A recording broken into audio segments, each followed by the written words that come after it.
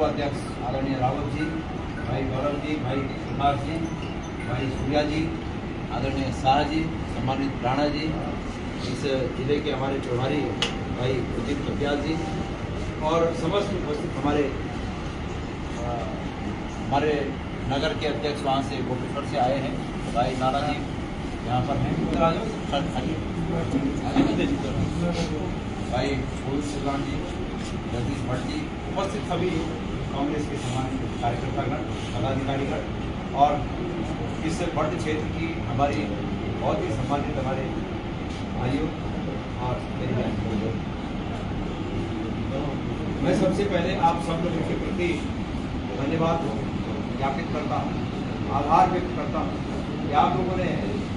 एक बहुत ही, मैं अपने को स्वयं को कमजोर महसूस करता था, लेकिन आप सब लोगों ने इतनी ताकत मुझ में भरी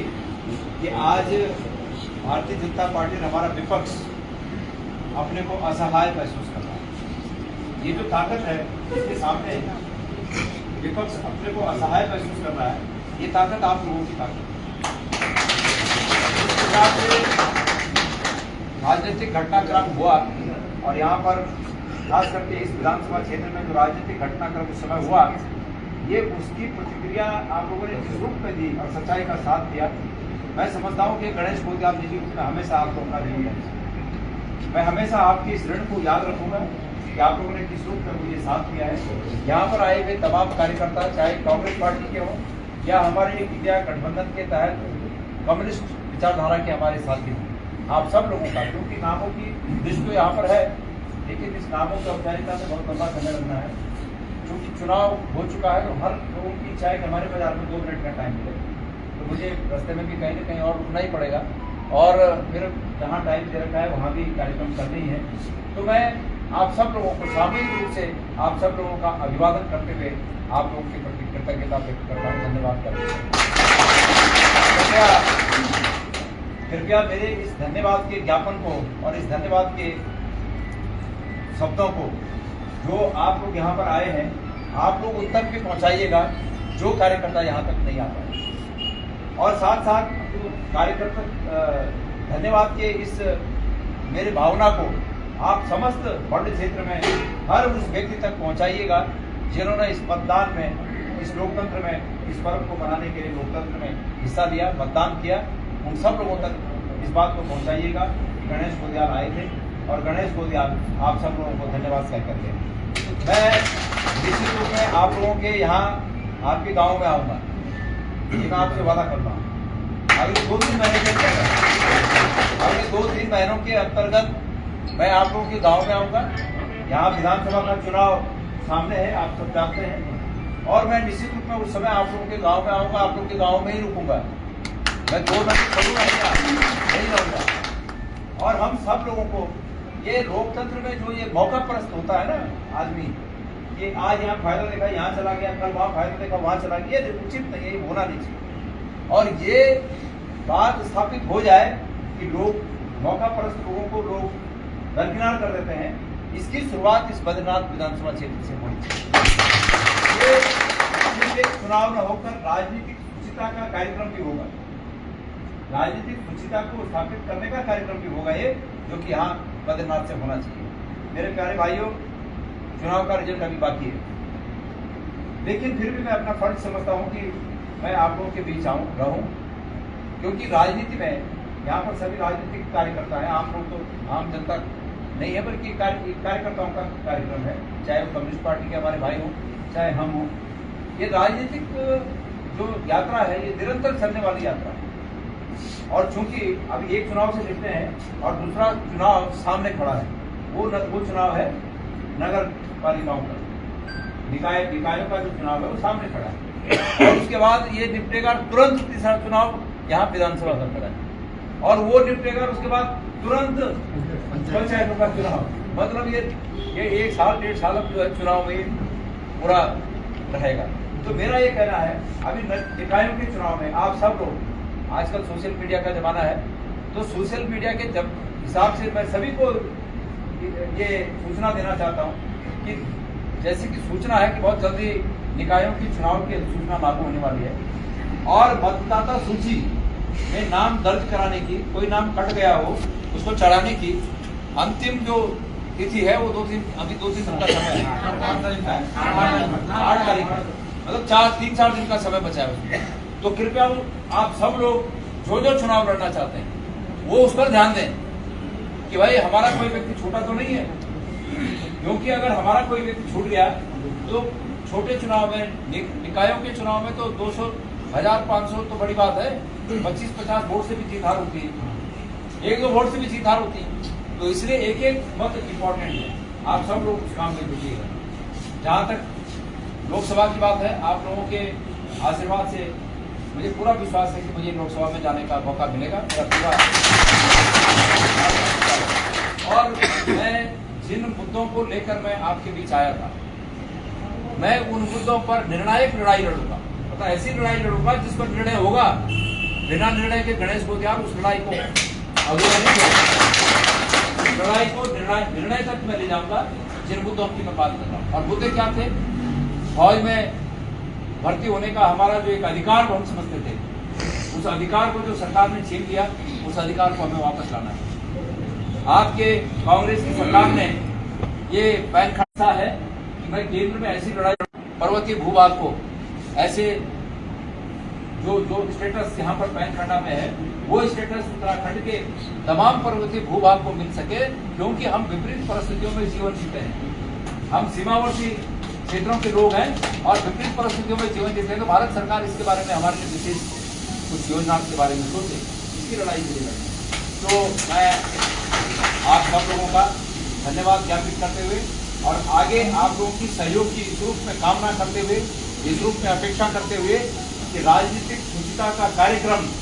बद्रीनाथ के चुनाव से शुरू होगा। इस उत्तराखंड में राजनीतिक शुचिता बहुत आवश्यक है, नहीं तो इन गुंडों ने, राजनीतिक गुंडों ने उत्तराखंड की मतलब जो जिसके बारे में हम जाने जाते थे उस भावना को तार तार कर दिया। सपोड़ा कति खोला। अरे भाई कितना खाएंगे? उस आदमी को भी देखो जो अंतिम कतार में अंतिम जगह पर खड़ा है, उसकी भी उम्मीद है कि कभी मेरा भी वक्त आएगा। वैसी ही सरकार है, वैसी केंद्र की सरकार है, मतलब गजब की बात है। मैं फिर सुने कि आदरणीय प्रधानमंत्री जी वो जो सर्टिफिकेट में अपने वोट के कौन से वो फोटो हटाए वाला कहीं किसको आदमी जो है पहले वो वोट लगाए के ठीक है, तो हमेशा लगे ना प्रधानमंत्री ने लगाए सर्टिफिकेट पर फोटो और पहले वो वोट लगाया। अब जब सुनना चाहिए कि भाई लोग मना वे टीका से लोग मना ना वही कंपनी जब स्वयं स्वीकार करे, लेकिन टीका में कोई खामी नहीं और कब वो फोटो हटाए तो पहले लगा के हटा के और जो लोग उन पिछले लोग जान दे रहे जान के वो लोग तो गजब है सरकार भाई। बिहार प्रधानमंत्री ने बोला आज मुल्क के बाद बना कि दुई बहन बोलती अवल कांग्रेस गजब गजब चीज है भाई। कनर हम तो बोल नहीं चाहना राणा जी, हम सच में बताऊं हम तो प्रधानमंत्री की नाक इसलिए नहीं करना चाहना था, लेकिन भाई जब आज आप ये किसमें काम करना चाहिए कि हम तो बिना बोले रहे ये बात पर नहीं बोले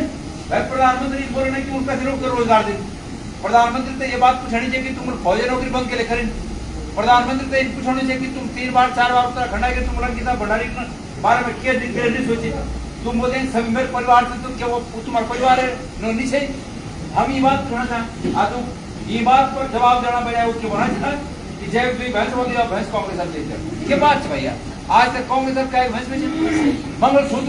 मंगलसूत्र पर खतरा हो जाने पर कांग्रेस आ रही है। मंगलसूत्र पे बेच जाने पर कांग्रेस को बात मंगलसूत्र बेचना आज तक कांग्रेस है। और मंगलसूत्र बात करो प्रधानमंत्री जी जब कांग्रेस और सरकार से 10 साल पहले सोन 26,000 पर छो 26-27,000 पर छो सोना आज फोन कभी पड़ता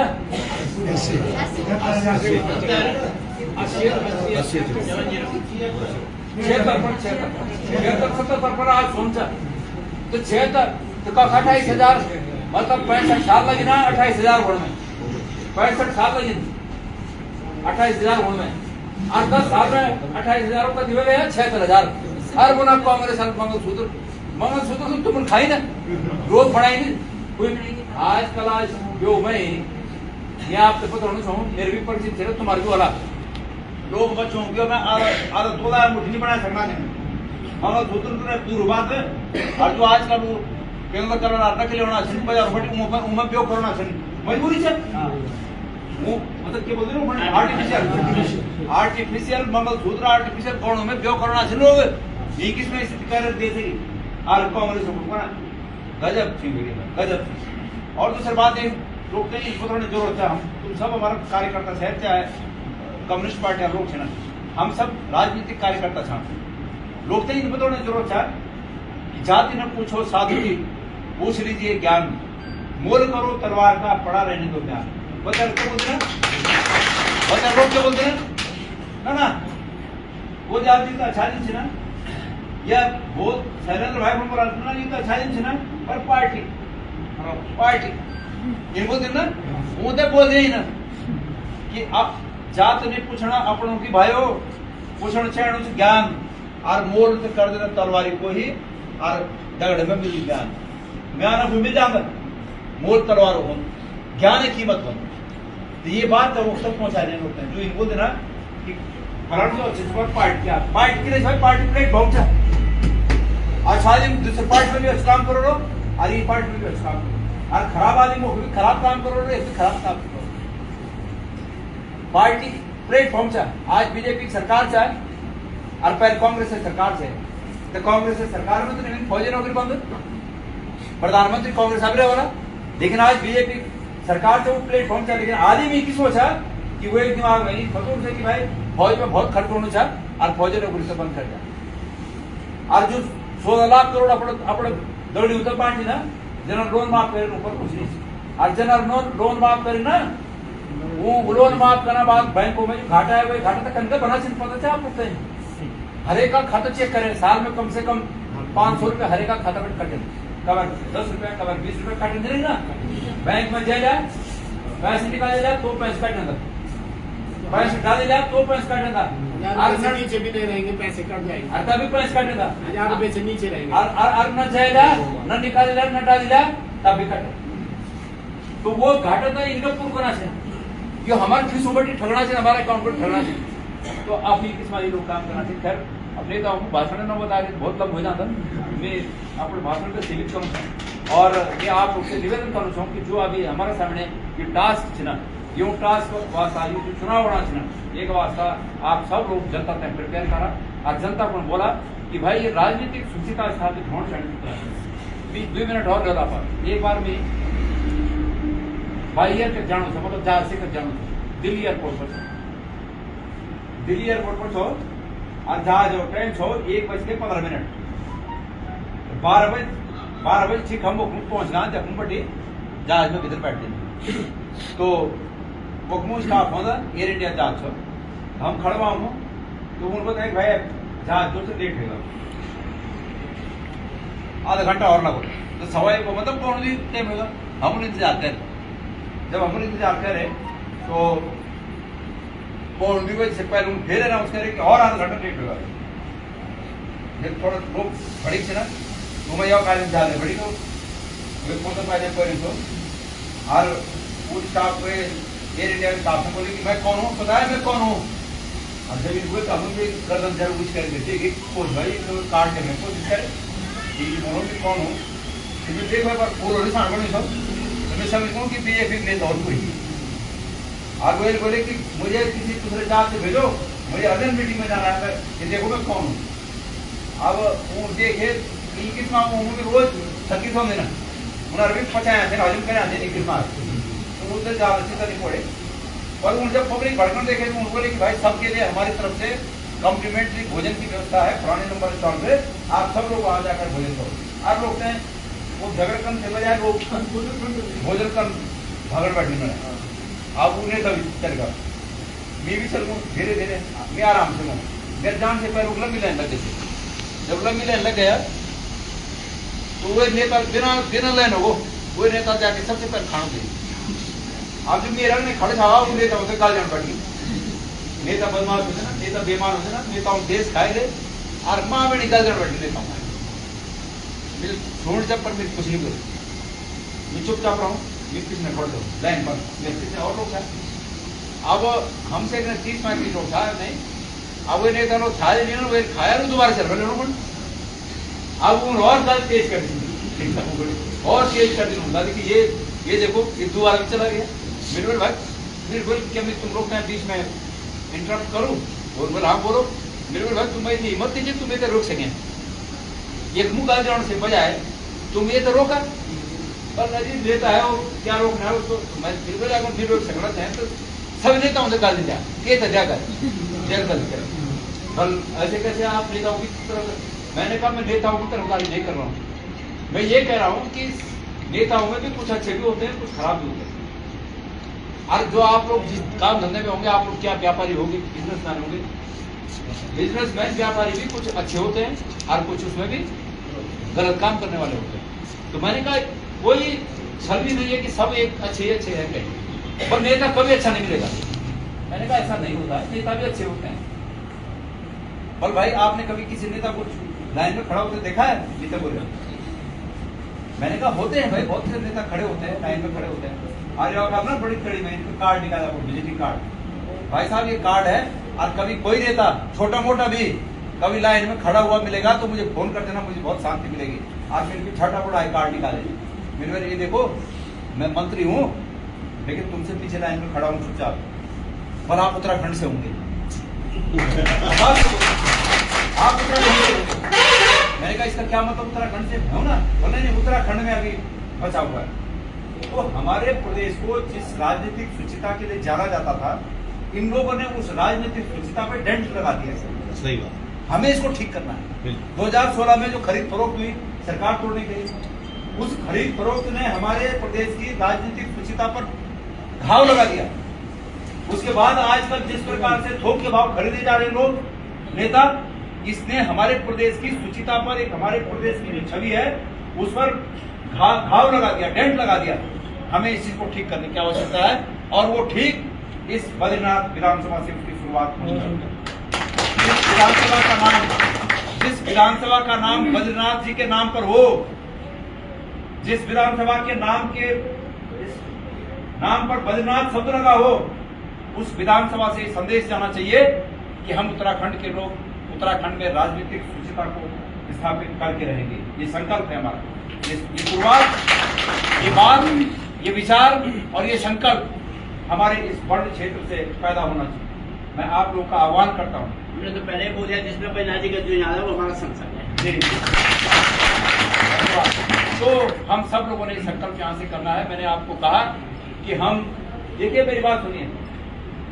वो जिस दिन की मैंने कहानी बताई ना कि उन्होंने कहा कि आप उत्तराखंड से होंगे, उस दिन के बाद मेरे अंदर भी ये भाव पैदा होता है कि भाई मैं कोई गलत काम न करूं। लोग उत्तराखंड को इस रूप में जानते हैं कि उत्तराखंड में ईमानदार लोग हैं,